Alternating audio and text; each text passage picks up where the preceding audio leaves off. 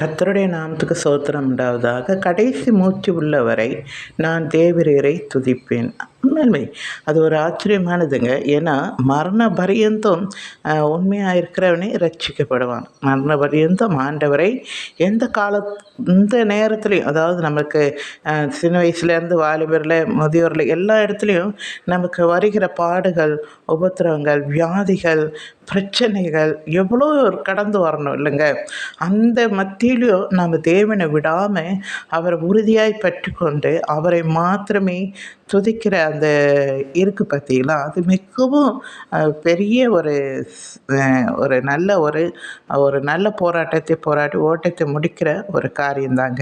இவங்களுக்கு நிச்சயமாக ஆண்டவர் பரலோகம் கொடுக்கறதோ ஜீவக்குறிடம், அதாவது வெண்வஸ்திரம், விலை உயர்ந்த கற்களால் பதிக்கப்பட்டு இருக்கிற அழகான வஸ்திரங்கள், இதையெல்லாம் கொடுக்கறது எவ்வளோ பெரிய ஒரு நல்ல இது இல்லையா.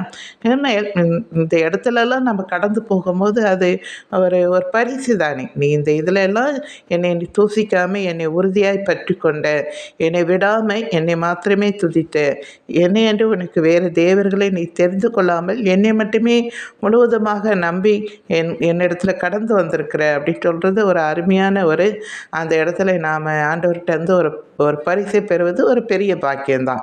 நீங்களும் அந்த பரிசை பெற்றுக்கொள்ள ஆவலாயிருங்கள். தேங்க்யூ. பிடிச்சிருந்தால் லைக் பண்ணுங்கள், மற்றவங்களுக்கும் ஷேர் பண்ணுங்கள்.